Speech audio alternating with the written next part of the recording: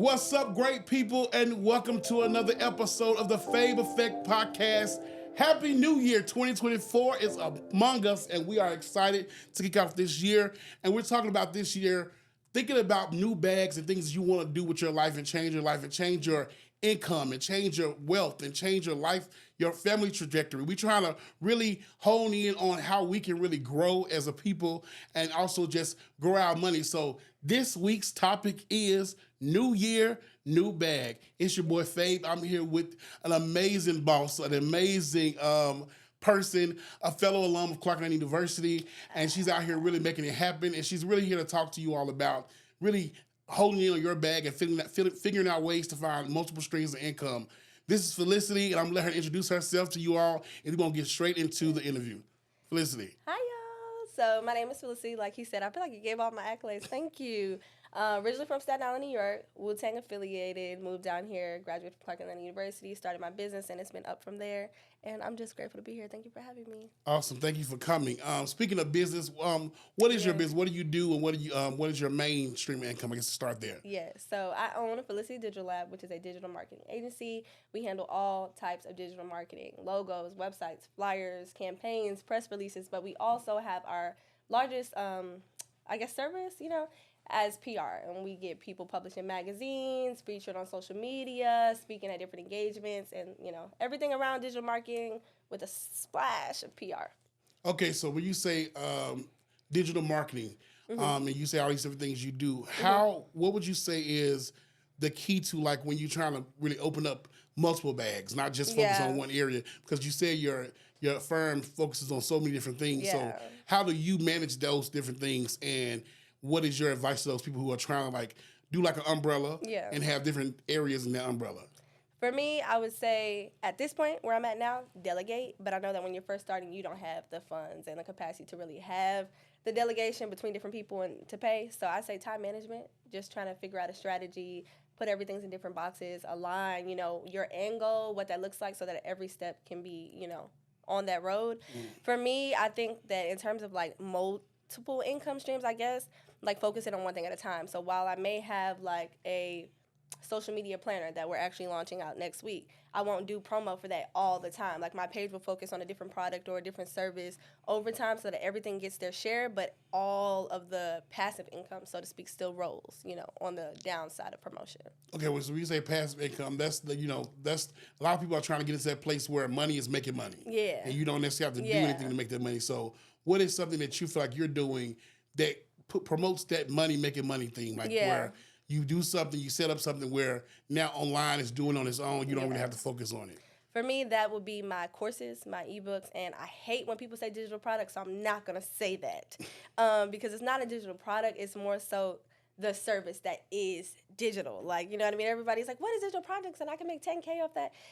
It ain't that simple, but I do have a lot of ebooks that are created over time.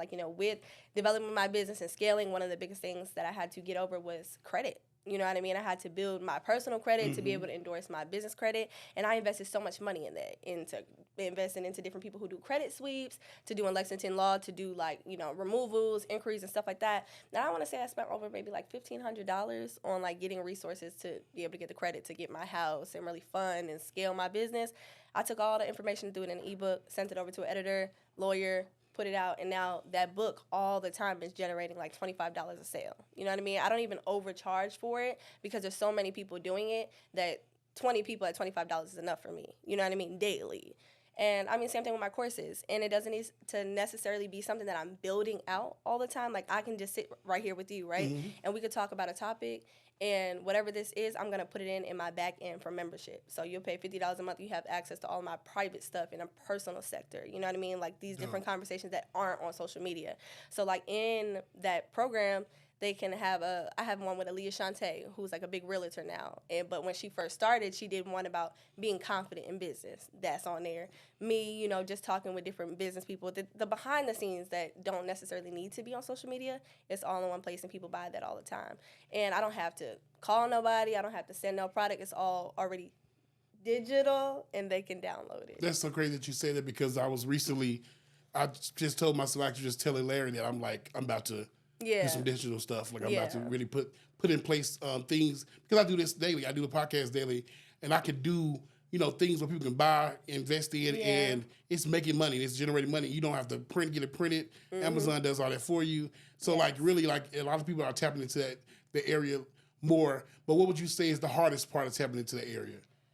I say the time that goes into it. Like, a lot of people sell digital services, but one of the new things is reselling a service. So a lot of people are making their money off reselling a course that they're created or reselling an ebook, and then they're just designing it differently and selling it to their audience.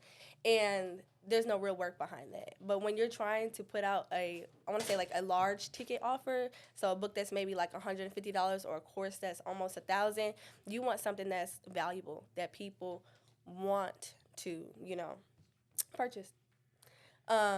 That people want to purchase. And so that's why I think that's like the hardest thing, because I want something that says, okay, Felicity, she's not putting out no BS. Like, you see her drop something, you know that whatever you just purchased is going to really help you scale in your personal or your business. So I think for me, just the amount of time that goes into whatever it is that I do, like, and I guess just being like overcritical of making sure that it compares and scales, like, compared to anybody who's doing the same thing in my industry. Okay. So, what motivated you? I know you said something before. I was watching your YouTube channel. I was watching your Instagram, and you spoke about in another interview that you did that you started in college. Yeah. So, what motivated you to start in college, and what was that? Like, what was that itching that made you say, okay, I'm trying to make money now, and not after this degree? Because a lot of times we get in college and being broke, okay, that's what it is. Like, I swear to God, I never dealt in struggled harder than I did my freshman year at college, okay? Y'all know where BTJ's is? Mm-hmm. I worked at BTJ's. I worked at Hooters and Office Depot at the same time, okay? All three. Sidebar, BTJ's pays in cash. Y'all college students go up there and get y'all cash money. But, I was hustling. And I'm like, this is it. This is not it, basically. I had a car, I want to say maybe my sophomore year, like freshman year, I don't think I had it. So one job was paying for Ubers just to get around. And I was doing so much. Like, I'm cheering. So, maintenance, hair, nails, makeup, bags, all that stuff. That stuff costs. I still got to be in school. Like, got to make sure my books is good, but I want to party. My parents not funding all these things. I need some money. So that's when I kind of started tapping into the pageant world. And I didn't expect that to take off the way that it did. And as I grew in the pageant industry, I want to say off campus first and then on campus, because I had more public titles than I did on Clark. I only did that because the pageant girls at Clark was like, you can never do an HBCU pageant. I said that and one. But like, as I met more people in the pageant world, like I was working with Kwanzaa Hall, who ran for mayor, and Keisha Lance Bottoms. I'm rubbing elbows with people in politics, and I'm seeing like how people are doing things and the money that's being made. I said, oh yeah, that's where I want to be. And I just tried to focus and leverage the connections that I was making in the pageant industry to invest those people in my business.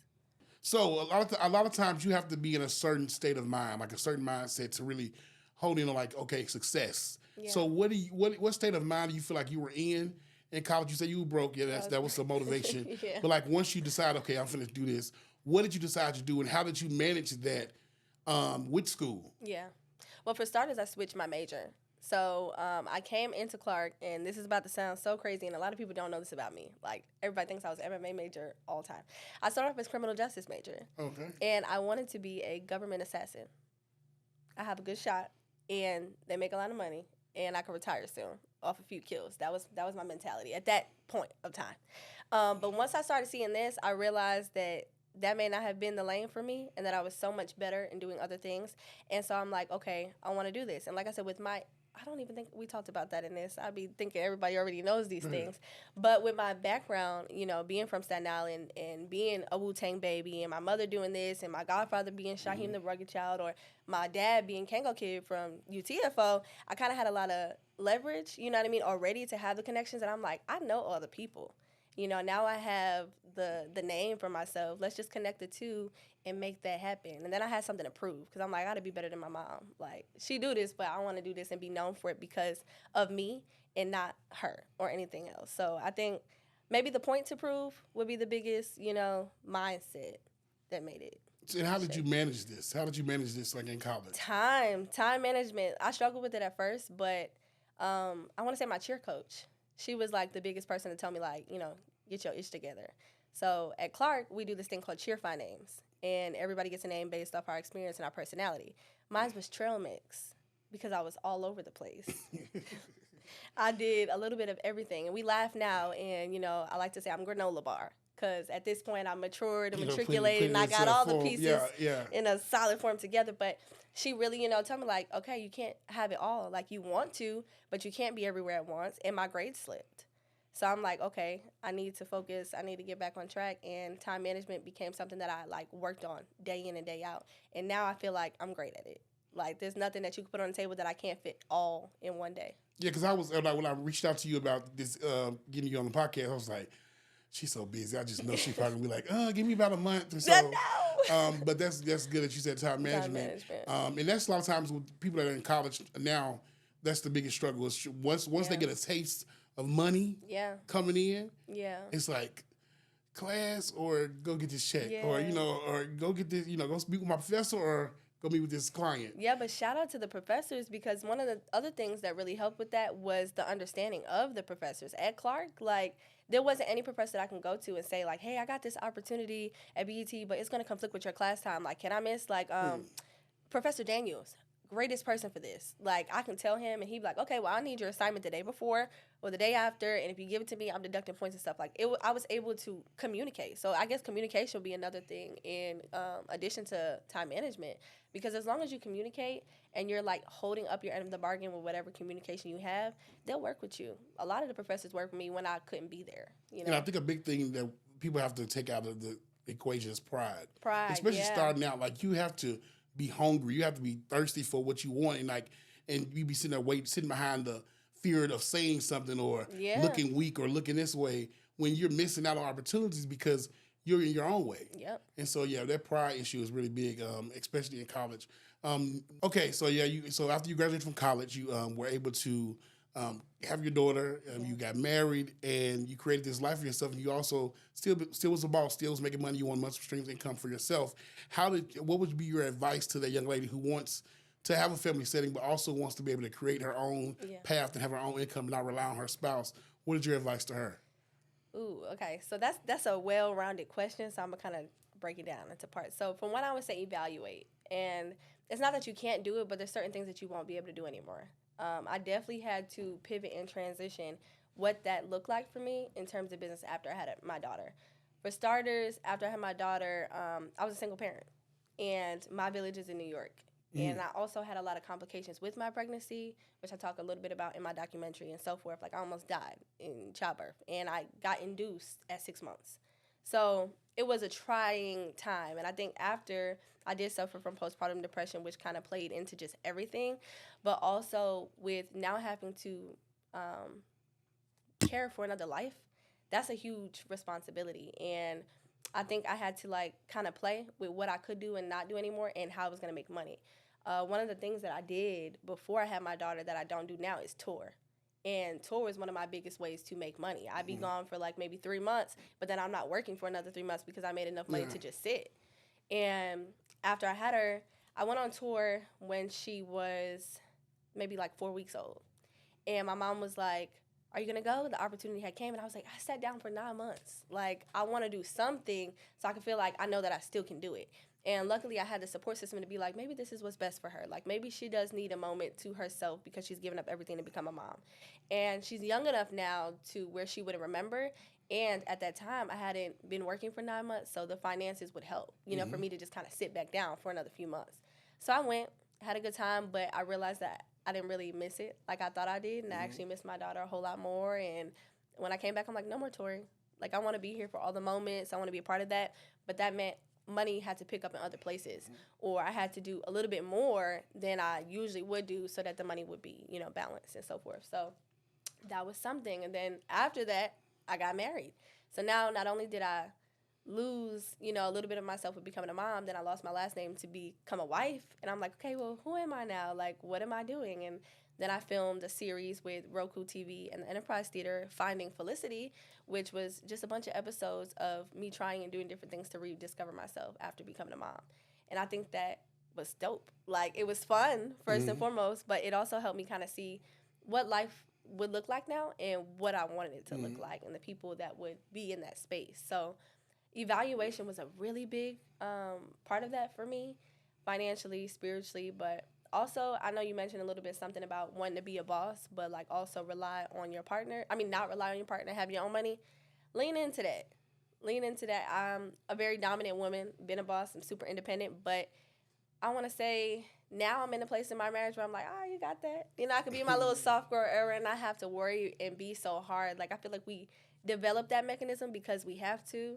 But once you break down, you can do so much more in business because you worrying about paying all them bills when you don't have to pay them. Where that money gonna go?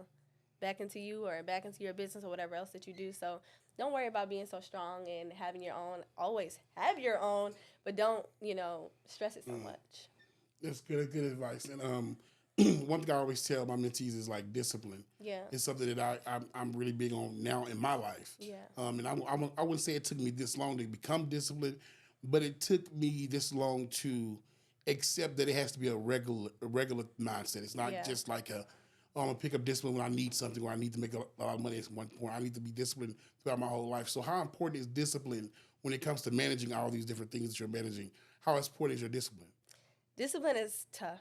I still struggle with discipline, and I lean on my team for that. I'm in a place now where I can allow other people to tell me, we're here right now in production. He's like, hey, fix your lash. I need those people to call me out and, tell me certain things to fix or to alter. And discipline is one of those things. Like, Felicity, you haven't communicated with this person.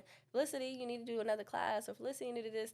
You need people like that. And I think that it's just important to surround people in your circle, in your corner, who want you to be great and will instill that discipline in you. Like, everybody has something that they lack or area that they need to improve in. Discipline is one of mine. But my circle is tight.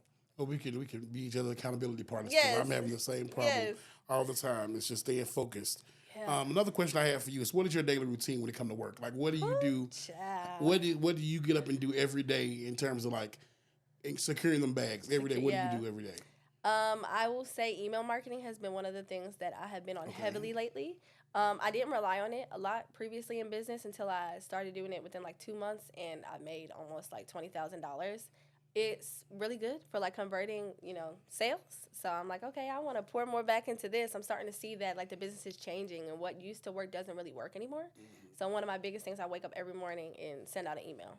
Like, you can schedule it, but I've noticed my analytics change when you do it manually versus it being scheduled. Oh, wow. I didn't know that. Yes. So I'm like, nope, get up. I'm going to send it out. I also have an Instagram community, so I always try to get in there and maybe pour into them, give a little free tidbit or host a conversation, ask a little poll, something like that. Typically, I always have like 4 to 5 meetings a day, whether they be like a small consultation or somebody trying to pitch an event or a client trying to tell me where they want to go. After that, I have like a break. That's my lunch. Like, I may not be eating because I work from home, but I don't want to be on my laptop. I don't want to be on my phone. I want to watch a Netflix series, maybe 2 episodes, just, refresh, restart. And then I come back, check my emails, check my text messages, try to see what the next day looks like. And, I have to delegate my tasks to my team. So, what still needs to be done, what didn't I do.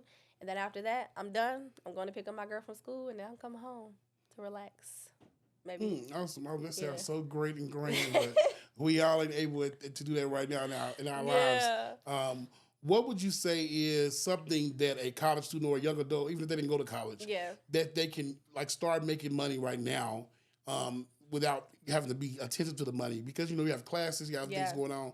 What is something, what would you say you can do right now if you want to get started into like just bringing in revenue? Revenue? Okay. Do right now with no experience, as hate to say, but a digital product would be number one because you can do it whenever. And as long as you post it, it'll be fine. And it doesn't necessarily have to be an ebook or a class or a course. It can be something small. One of the things that I sell daily that makes thousands and I don't have to do anything, AI images. Wow. Yes. So I don't know if you're familiar with Discord, but I use a bot in the Discord app called Midjourney. And so you can actually put in any prompt and create anything that you can imagine. Like, so a lot of people right now have been coming to me for Valentine's Day. Valentine's Day is coming up. Not all small businesses have the budget to invest in shoots, hair shoots, makeup shoots, product shoots. I can go in Midjourney and say, make me a glamorous, whatever skin complexion model with these lashes, these clothes, this hair. I can even choose what camera lens I want that image to be shot on, which helps with the quality of, whatever is produced. I get them, I put them in maybe even an ebook or whatever, a little digital download, and people like will come and get them every day to just use them for their flyers or social promo instead of having to pay for models. So that'll definitely be something. Um, Virtual assistants, that's something that you kind of have to lean into more with time, but they make a lot of money. And they really don't have to do much. Like with the delegated tasks, you kind of know what you have to do before you do. Like I have a role on our career site where it's an engagement manager. So I literally pay someone every day, and it's no, I'm not really like a micromanager. You have 7 days to just make sure you engage with the last 10 posts and the comments and under people underneath. You know, yeah, they gonna kill me. She ain't responding to my comments. Not all the time. I don't always have time, but you can do that on your own time. You can do that in between classes. You can do that in the cafeteria, and that's a real role. Like a lot of companies have that job. An engagement manager, because of how important engagement has become, is a real thing. I hope y'all taking notes because I'm mentally taking notes right Yeah. now. I hope y'all taking notes out there because that was just a whole lot of Sorry, good. yeah, No, that was a whole lot of It'd be good a right lot. there. Like, really, a lot of people be always talking about, I'm always telling people, like, it's money out here. Like, it's money out here in these streets, and we have to get out here. Like, it's like we have to lean into that thought of we change the meaning of what a hustler is. Yeah. You know, a hustler is not, what And it used to hustle be. changes with the culture. Yeah. And so when you talking about a hustler, like what do you think? Okay, I would say like the three main ingredients to a hustler mindset. What do you think is the three main ingredients that That's you're so using, real. that your family's using? Because you say you come from a family that yeah. does this all They the time. go So getters. what are those three main ingredients for hustling? I want to say ambition. You have to have ambition. If you don't want it, nobody else is going to give it to you. You got to go out and get it every day. And like you said, discipline will be the next thing. You got to make sure that you got structure, time management, communication, preparation, all that falls underneath the discipline category. And then I would say the last thing, financial management.